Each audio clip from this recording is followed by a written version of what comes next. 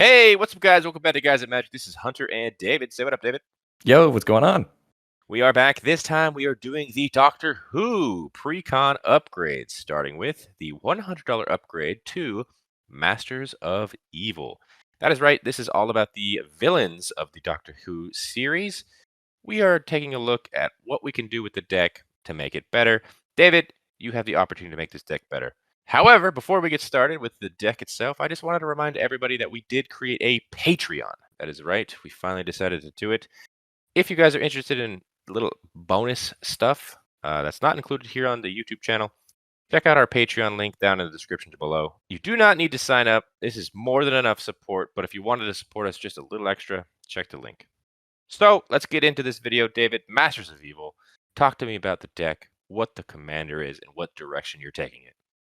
Yeah, so this deck is a Grixis, kind of just like good stuff, beat your opponents down deck. So this deck is going to be helmed by Davros, Dalek Creator. This is a blue, a black, and a red for a total of 4 mana. It is a legendary artifact creature, alien scientist. So there's a lot going on there.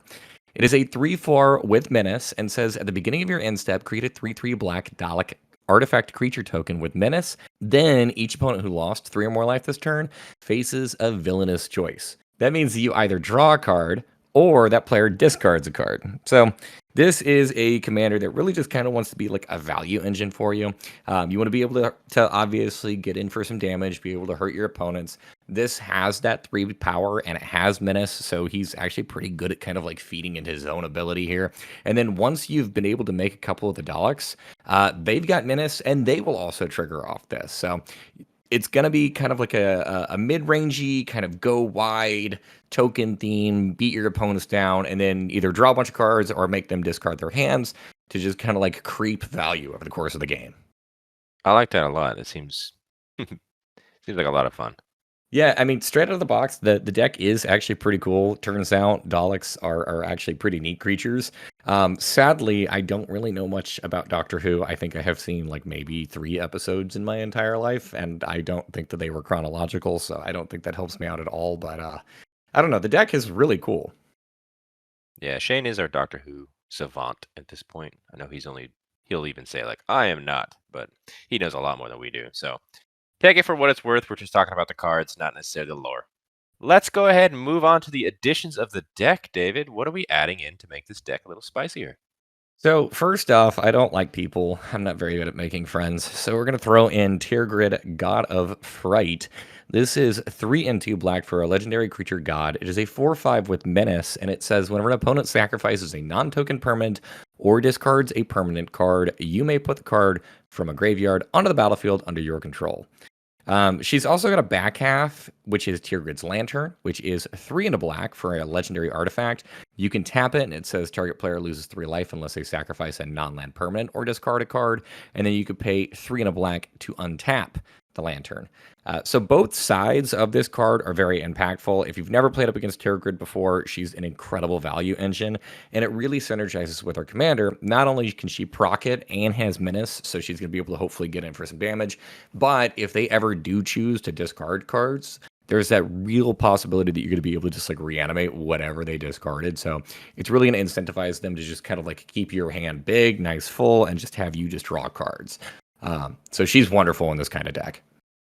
Yeah, you said it yourself. If you don't like to make friends, and I've seen you actually pilot this as a commander, and you're right, I am not your friend when you play that. Yeah, it's to the point where actually I don't really play Tier Grid anymore because generally speaking, that deck gets a lot of hate and it's fully warranted. Hey, and if people are not doing the Turgid's Lantern on the back there, that's proccing your commander for exactly 3. So that's cool. Yep, and you have the potential to also untap it, hit another opponent with it, get another villainous choice.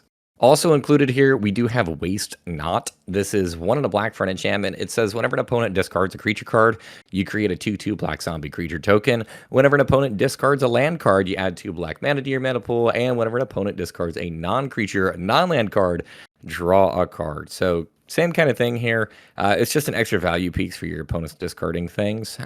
Just really trying to make the absolute most of your commander. Yeah, you're trying to get that card draw, and they're really not going to want to enable that villainous choice the other way either. Mm-hmm. All right, I like all those cards so far. What about some more creatures we're throwing in the deck? Yeah, so I wanted something that was a little bit on the cheaper side that had the ability to kind of like proc our commander, and I think that Croxa does a really good job here. So we have Croxa, Titan of Depth's Hunger. This is a black and a red for 2 mana. You get a legendary creature, Elder Giant. It is a 6/6, and it says whenever it enters the battlefield, sacrifice it unless it escaped, which obviously, yes, is going to be a little bit of a downside, but you can get it back later on. But the real important thing here is that it says whenever it enters the battlefield or whenever it attacks, each opponent discards a card, and then each opponent who didn't discard a non-land card this way loses 3 life. So for 2 mana, this is a way for us to potentially be able to hit all of our opponents and get that additional value, make them kind of take that villainous choice. And then later on in the game, whenever we have kind of just played around with our resources, we can escape this for 2 black and 2 red. And it says exile 5 other cards from your graveyard, and then Crocs will come back into play to not only be able to just get that ETB, but then, of course, to be able to drain our opponents and make them discard the cards every single time this thing attacks. So Croxa is a wonderful kind of like late game engine, but also has some potential in the early game for us too. Yeah, seems like a really easy choice to add this in there. We're also going to be throwing in just one of the best black creatures in Magic, and this is Dothy Voidwalker. This is 2 black for a creature Dothy Rogue. It is a 3/2 with Shadow, and Shadow, by the way, means that this creature can block or only be blocked by creatures with Shadow. So there's not very many of them. Dothy Voidwalker going to be able to get in for that precious 3 damage pretty much routinely here. And then it says if an opponent would be, and then it says if a card would be put into an opponent's graveyard from anywhere, instead exile it with a void counter on it. You can tap it, sacrifice it, and choose an exiled card an opponent owns with a void counter on it, and you may play that card this turn without paying its mana cost. We potentially have access to everything that they're going to be discarding. And then in the case that they end up, I don't know, just discarding something that we don't want to be able to take advantage of, it's still getting discarded into exile. So this kind of shuts down any of our opponent's reanimation strategies that they might be feeding into. I don't know. This card, just like every single line on this card, is fantastic in this deck. The value engine on Dothy Voidwalker is bananas. All right, those are some of the creatures. Talk to me about some of, looks like, damage spells here. Yeah, I wanted a little bit of flexibility from this first one, so we're going to be putting in Rakdos Charm. This is a black and a red for an instant, and it says choose 1. Exile all cards from target player's graveyard, destroy target artifact, or each creature deals 1 damage to its controller. So it gives us some flexibility. We can shut off our opponent's graveyard. We can destroy a key artifact. Or the real kind of fun thing with this is we can use that 3rd mode. And so long as our opponents have at least 3 creatures in play, it'll be able to proc our commander. Now, super important to note here, this is going to hurt you too. But I mean, Rakdos Charm coming in at instant speed, this can be really powerful against any deck that wants to go wide and like big token strategies. Just be able to hurt it for a lot. Plus, with our commander in play, this is going to help to make some more tokens on our side, make our opponents face some villainous choices. So, great card here. Love the flexibility. Yeah, it's Rakdos. If you're not hurting yourself, are you really playing it? Exactly. And then we also have Flame Rift here. And speaking about hurting yourself, this is 1 and a red for a sorcery, and it says it deals 4 damage to each player. You are included in that. It doesn't matter. It's just 4 damage. But this hurts everybody, which is exactly what our commander cares about. Yeah, just quick, easy way to proc your commander. Seems like a really easy addition there.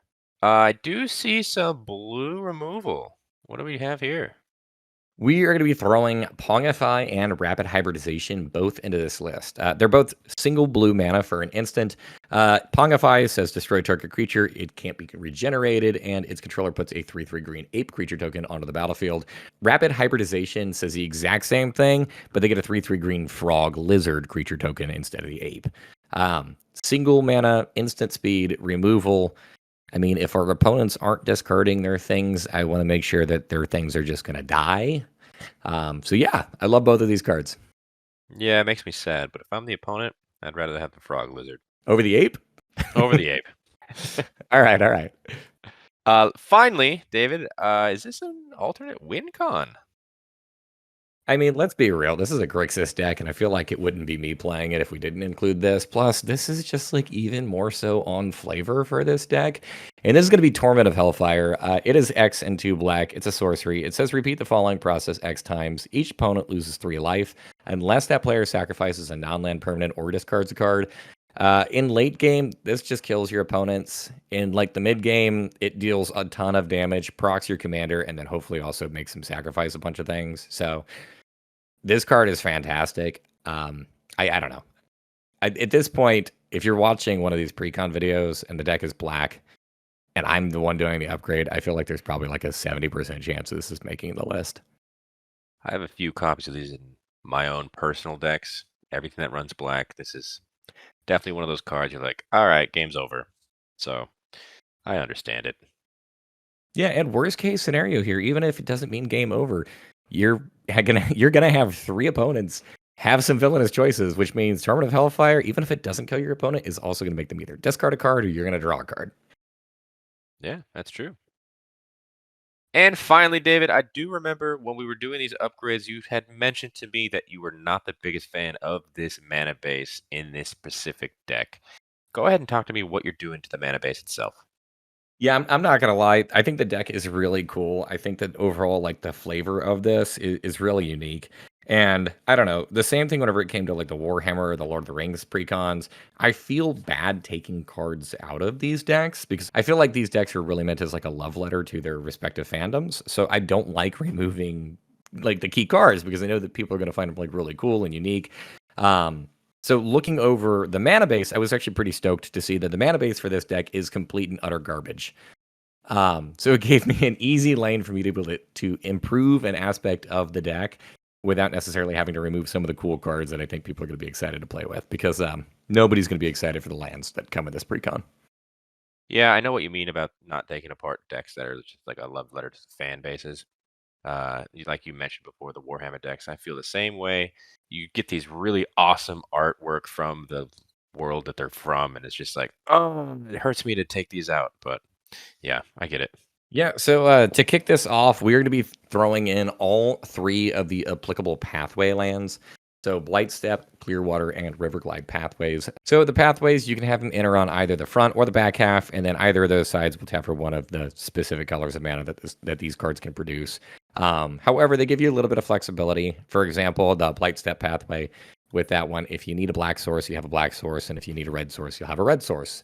Plus, they enter untapped, which is just wonderful. I love untapped lands. We are also going to be throwing in all three of the bond lands here. So this is Luxury Suite, Morphic Pool, and Training Center. These are lands that can tap for one of two different colors, and they say they enter the battlefield tapped unless you have two or more opponents, which, because this is EDH, you will have two or more opponents for the vast majority of the game. So these also coming in just kind of clutch. They are lands that are going to be able to fix up the mana base for you. They come in untapped, so they're readily available to be used. These are just fantastic includes. Yeah. Quick side note. Shane and I actually just speak to Gavin Verhey at Comic Con this year. We did ask him, hey, is it ever going to be a day when the bond lands are going to be included in the precons? And all he said was, I can't talk about the future, but just let you know that we are 3 years ahead of schedule of what we're doing. So maybe. Also, fixing up this mana base, there is one check land of these colors that was not included in the list, and I felt bad, so we're going to be putting it in, and that's Sulphur Falls. It is a land that says it enters battlefield tapped unless you control either an island or a mountain, and it can tap for a blue or a red. Just a little bit of extra mana fixing here that most of the time will not come in tapped. We also have all three of the Pain lands here, being Shivan Reef, Sulphurous Springs, and Underground River. The way that these lands work is that they enter the battlefield untapped. You can tap them either for a colorless, or you can tap them to add one of two different colors to your mana pool, but they'll deal one damage to you. So, for example, Underground River can tap for either a blue or a black, and then it'll hit you for one. The life loss here, for the most part, is really not going to be able to set you back a whole lot in most games. So I really just kind of think that these lands are worth it. They're relatively cheap and inexpensive to pick up. So I'm a big fan of these. And then the last kind of little bit of the mana base, we're going to be throwing in Xander's Lounge. This is the triome of these colors. It is a land that is an island, a swamp, and a mountain. It can tap for either a blue, a black, or a red. Now, this one does always enter the battlefield tapped, but if you happen to draw this one in like mid to late game and you no longer need a land, you can always cycle it away by paying 3 mana. And then to wrap up the mana base here, we're going to be adding in 2 swamps. The precon actually only comes with 6 basic lands. So I felt that that was kind of low for a precon. Yeah, and you also mentioned the basic lands only having 6. A lot of the check lands just don't proc because of that, right? Yeah, a lot of the checklands won't proc on that. However, I feel like for the most part, we're going to be okay here. We do have the increased obvious basics, and then Xander's Lounge is also going to count. And then, of course, there are a couple other lands throughout the deck that are going to be able to help us out with that too. But I mean, they have the basic land type. Understandable. All right.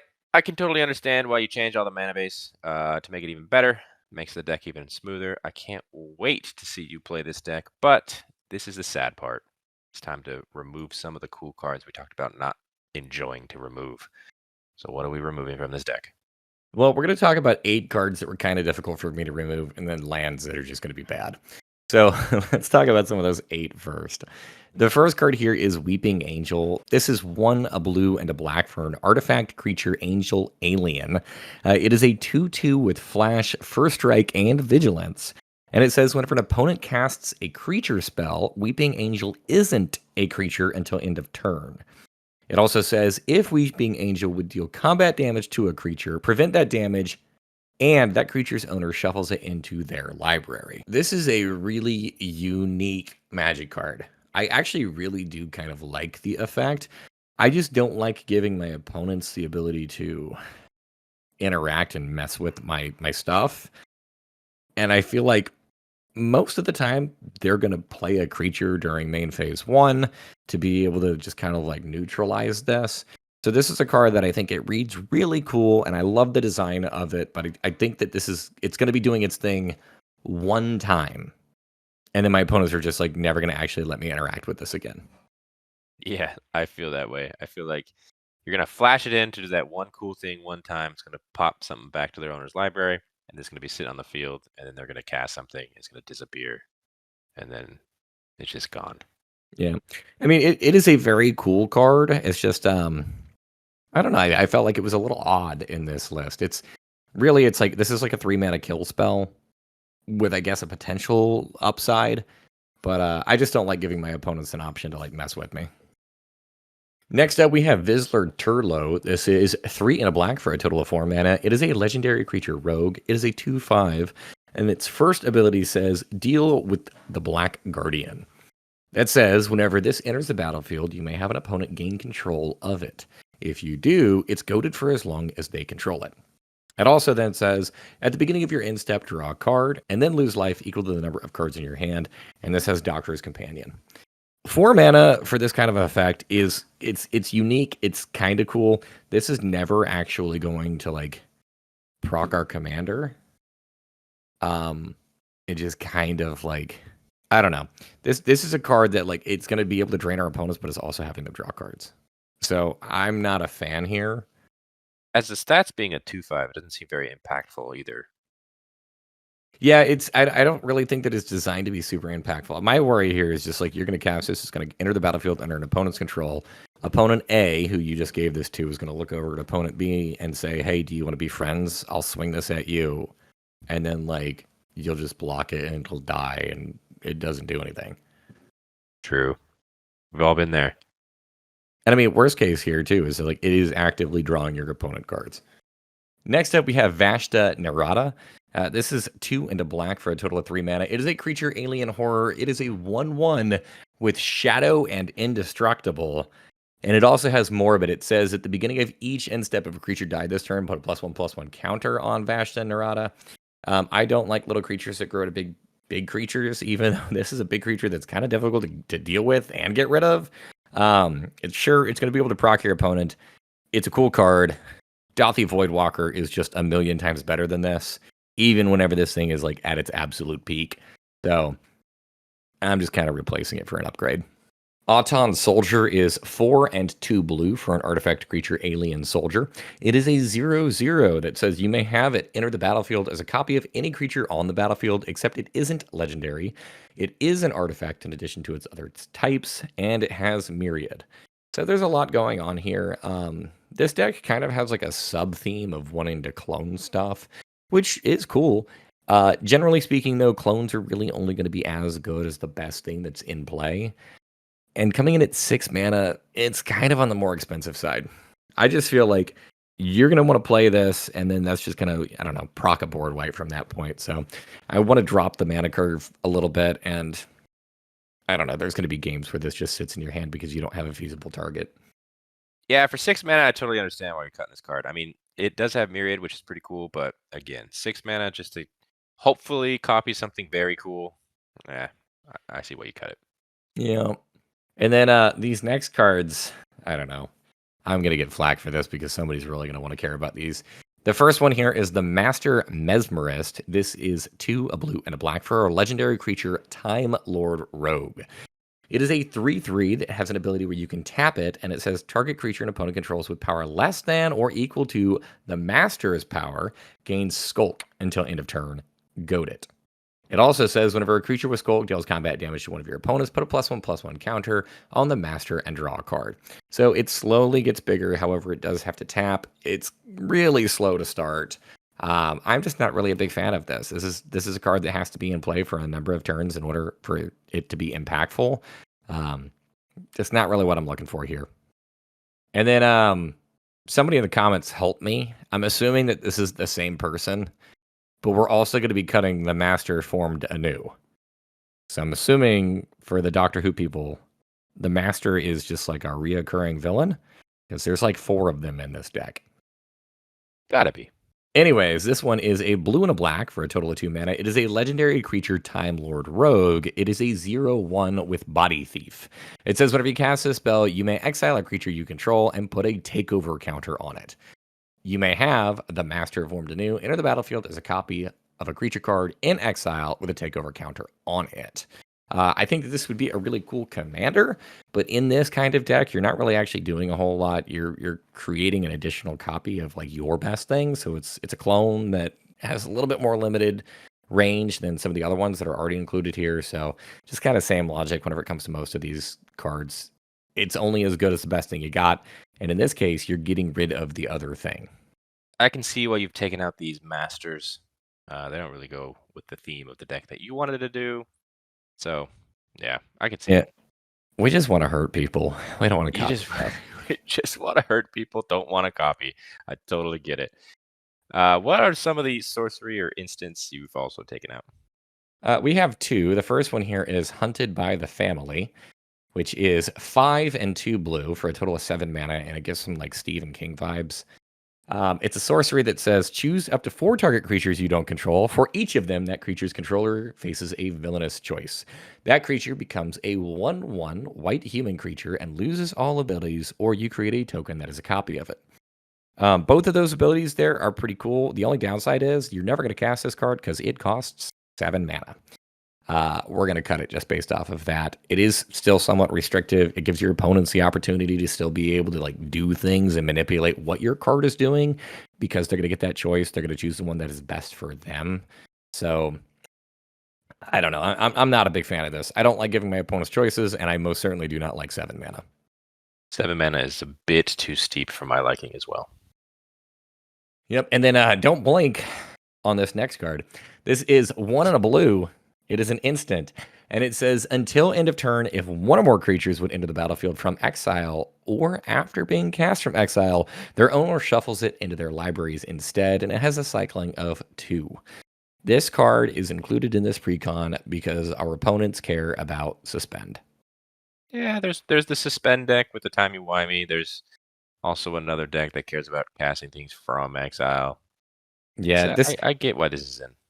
it really seems like it's like a sideboard piece that's included in the main board here.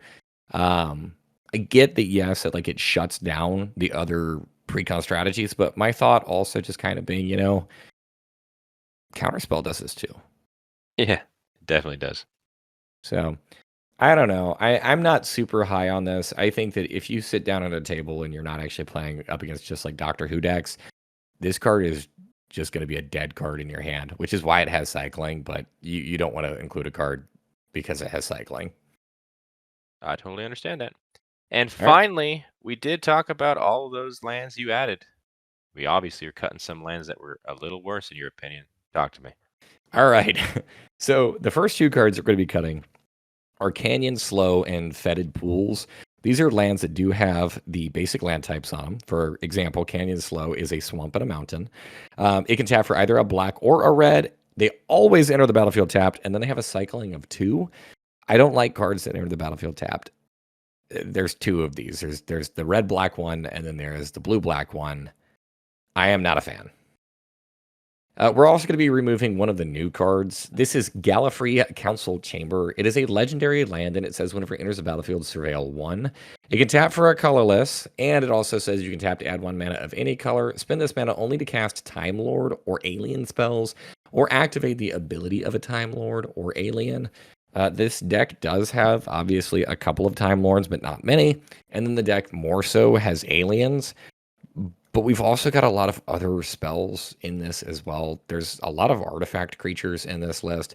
There are a couple of the Daleks in this list that we kind of want to really care about those. So this land it's cool. It's just one that like we're not actually doing a whole lot with that last ability here. And I feel like just replacing this for a land that taps for a color is probably going to help us out. Thriving More is a land that says it always enters the battlefield tapped. And it says whenever it enters the battlefield, choose a color other than black.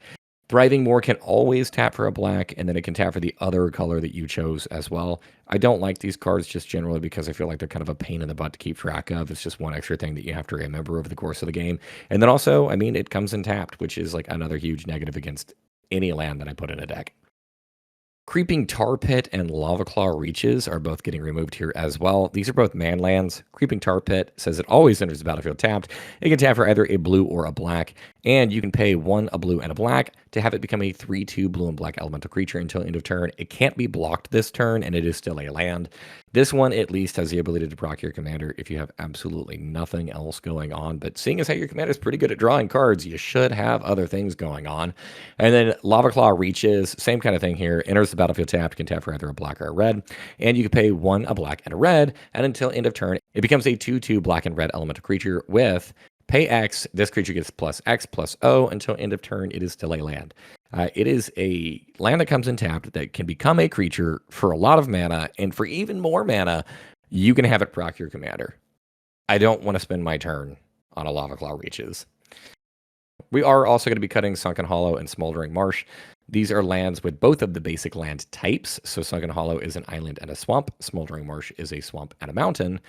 Sunken Hollow can tap for either a blue or a black, and it says it enters the battlefield tapped unless you control 2 or more basic lands.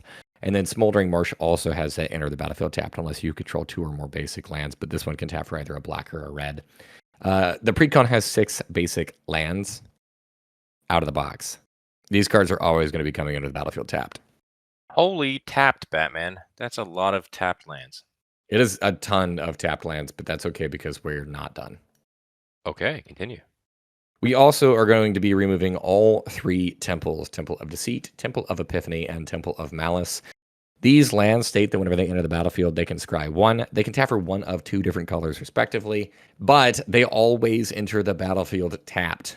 You're seeing a theme, I think. Every land in this deck wants to come in tapped. Yeah, I can see that. We are also going to be removing more lands. The first one here is Temple of the False God. This is one of my least favorite cards in all of Magic. This is a card that I feel like new players look at and they think, oh my goodness, this card is amazing. And then the more experience you get with this game, the more that you realize that, wait a second, this card is actually awful because it doesn't do anything on its own. And it's always, for some reason, in my opening 7. This is a land that taps for 2 colorless, but you can only activate it if you have 5 or more lands.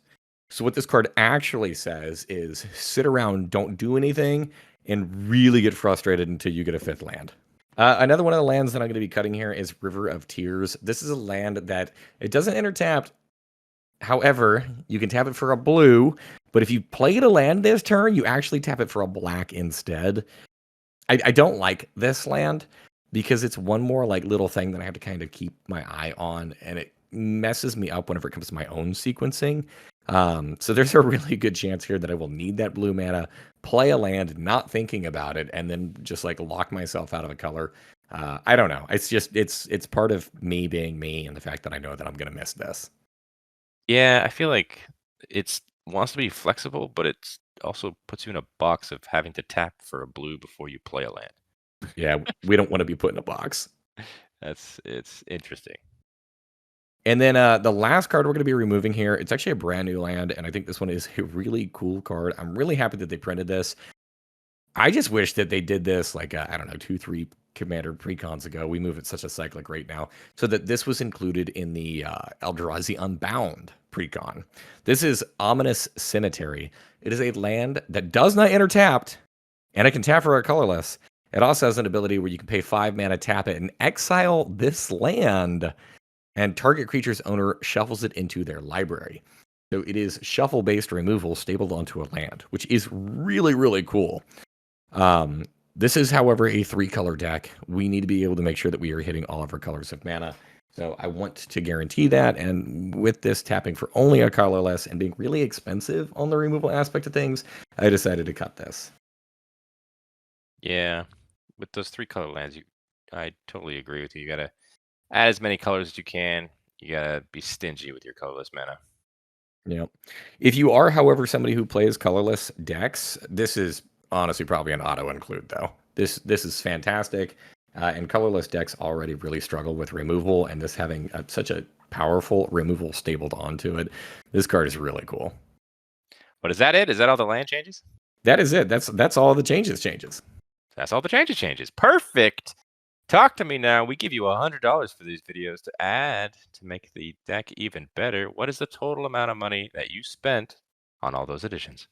In total, for all of these upgrades, it's going to bring us up to $95.64, at least as of the time of this recording.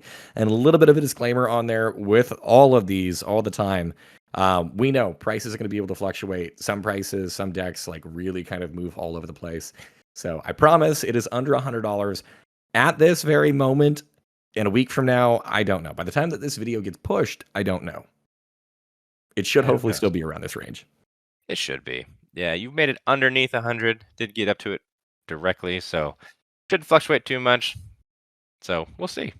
I like all the additions though. Any final thoughts that you want to let the people know about this deck itself before we wrap Yeah, things up? I think the deck is it's quite a bit of fun. I actually really do enjoy the face commander for the deck. He kind of gets out of control really quickly if he's just kind of like doing his thing. Wonderful draw engine there, wonderful discard engine. I don't know if you like playing just like Grixis beatdown. This is a fun deck. Yeah, I can see how this gets out of control very quickly. You got a bunch of 3/3s of Menace. Menace is really tough to deal with. It's menacing. It is quite menacing, you're right. But that is going to do it for us today. If you guys like this video, hit that like button and subscribe to the channel if you haven't done so already. Follow us on our social media accounts. You'll find those in the description. That's Twitter, TikTok, Instagram, at Guys of Magic for each one. Comment down below. What do you think about this deck? Did David do a good job? Is there something that he missed that you think he should have added into the deck? And is there something that he removed that you disagree with? We're always interested to hear you guys' opinions. And if you wanted to see this full deck list, check the description as well for the Moxfield account. You will see it in all of its glory right there. And another real quick reminder of our Patreon. We do have one now, so as well as all the other links, you'll find that in the description as well. And until the next video, hope you guys have a great rest of your day. Peace. Bye.